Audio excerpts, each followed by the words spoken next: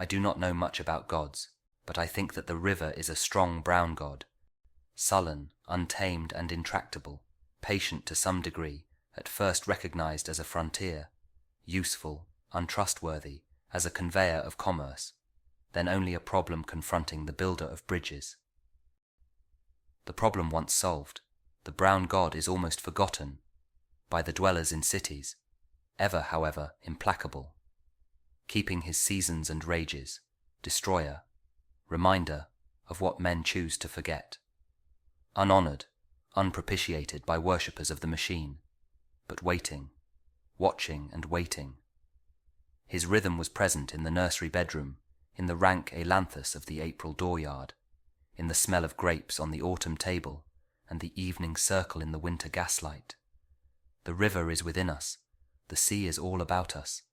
The sea is the land's edge also, the granite into which it reaches, the beaches where it tosses its hints of earlier and other creation, the starfish, the horseshoe crab, the whale's backbone, the pools where it offers to our curiosity, the more delicate algae and the sea anemone.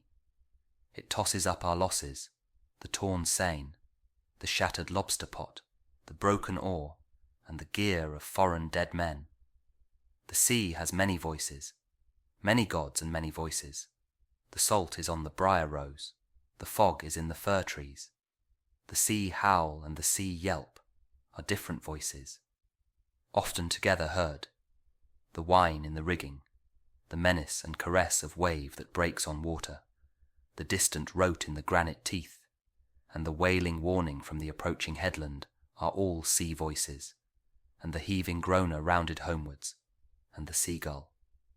And under the oppression of the silent fog, the tolling bell measures time not our time, rung by the unhurried ground swell, a time older than the time of chronometers, older than time counted by anxious, worried women, lying awake, calculating the future, trying to unweave, unwind, unravel, and piece together the past and the future, between midnight and dawn, when the past is all deception, the future futureless, before the morning watch, when time stops and time is never ending, and the ground swell that is and was from the beginning clangs the bell. Where is there an end of it, the soundless wailing, the silent withering of autumn flowers, dropping their petals and remaining motionless? Where is there an end to the drifting wreckage, the prayer of the bone on the beach, the unprayable prayer at the calamitous annunciation? There is no end, but addition, the trailing consequence of further days and hours, while emotion takes to itself the emotionless years of living among the breakage of what was believed in as the most reliable, and therefore the fittest for renunciation. There is the final addition, the failing pride or resentment at failing powers, the unattached devotion which might pass for devotionless, in a drifting boat with a slow leakage, the silent listening to the undeniable clamour of the bell of the last annunciation. Where is the end of them, the fisherman sailing into the wind's tail, where the fog cowers? We cannot think of a time that is oceanless, or of an ocean not littered with wastage, or of a future that is not liable, like the past, to have no destination. We have to think of them as forever bailing, setting and hauling, while the northeast lowers over shallow banks unchanging and erosionless, or drawing their money, drying sails at dockage, not as making a trip that will be unpayable for a haul that will not bear examination. There is no end of it, the voiceless wailing, no end to the withering of withered flowers, to the movement of pain that is painless and motionless, to the drift of the sea and the drifting wreckage, the bone's prayer to death its God. Only the hardly, barely prayable prayer of the one annunciation. It seems, as one becomes older, that the past has another pattern, and ceases to be a mere sequence, or even development, the latter a partial fallacy, encouraged by superficial notions of evolution, which becomes, in the popular mind, a means of disowning the past. The moments of happiness, not the sense of well-being, fruition, fulfillment, security or affection, or even a very good dinner, but the sudden illumination. We had the experience but missed the meaning, and approach to the meaning restores the experience in a different form, beyond any meaning we can assign to happiness. I have said before that the past experience revived in the meaning is not the experience of one life only, but of many generations, not forgetting something that is probably quite ineffable, the backward look behind the assurance of recorded history, the backward half look over the shoulder towards the primitive terror. Now we come to discover that the moments of agony, whether or not due to misunderstanding, having hoped for the wrong things or dreaded the wrong things, is not in question, are likewise permanent, with such permanence as time has. We appreciate this better in the agony of others, nearly experienced, involving ourselves, than in our own. For our own past is covered by the currents of action, but the torment of others remains an experience unqualified, unworn by subsequent attrition. People change and smile, but the agony abides. Time the destroyer is time the preserver, like the river with its cargo of dead Negroes, cows and chicken coops, the bitter apple and the bite in the apple. And the ragged rock in the restless waters, waves wash over it, fogs conceal it. On a halcyon day it is merely a monument, in navigable weather it is always a sea mark to lay a course by, but in the sombre season or the sudden fury is what it always was. I sometimes wonder if that is what Krishna meant, among other things, or one way of putting the same thing, that the future is a faded song, a royal rose or a lavender spray, of wistful regret for those who are not yet here to regret, pressed between yellow leaves of a book that has never been opened. And the way up is the way down, the way forward is the way back.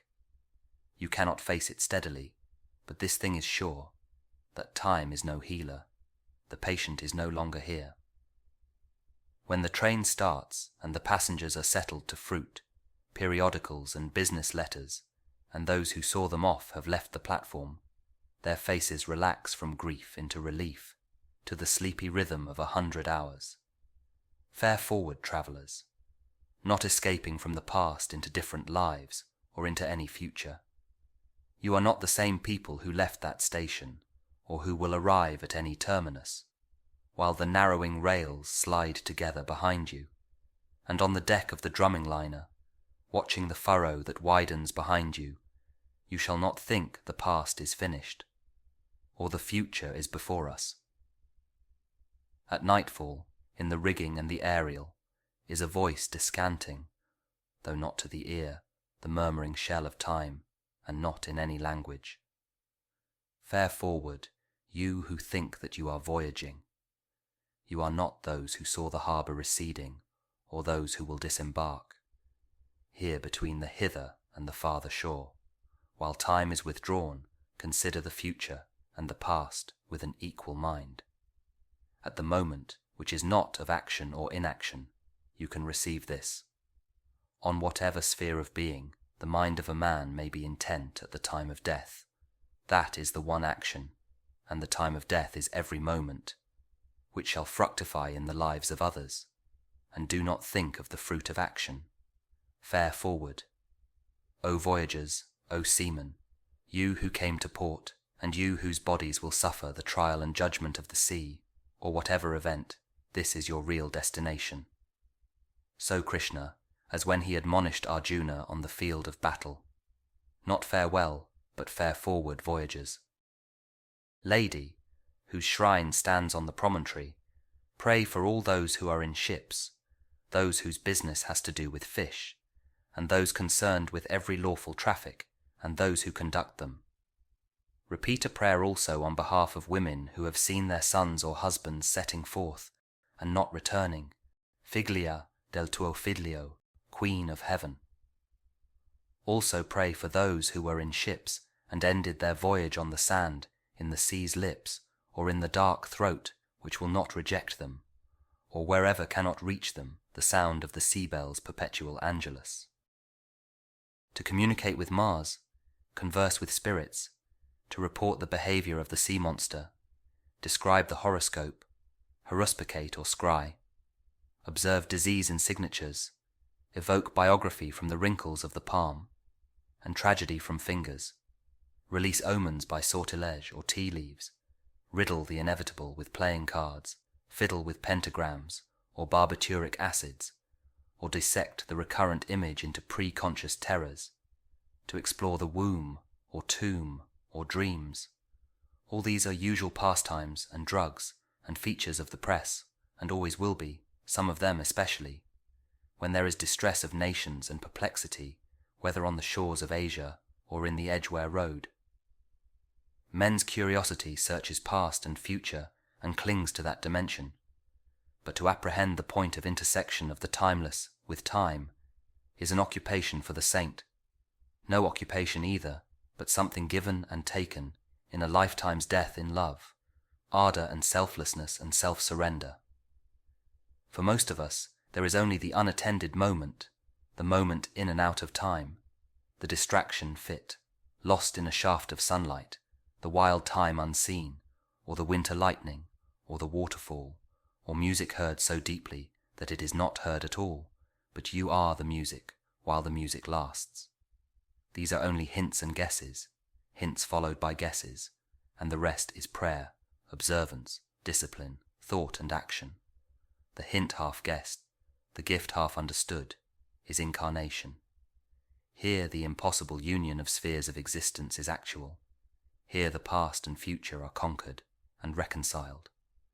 Where action were otherwise movement, of that which is only moved and has in it no source of movement, driven by demonic, chthonic powers, and right action is freedom from past and future also. For most of us, this is the aim never here to be realized, who are only undefeated because we have gone on trying. We, content at the last, if our temporal reversion nourish, not too far from the yew tree, the life of significant soil,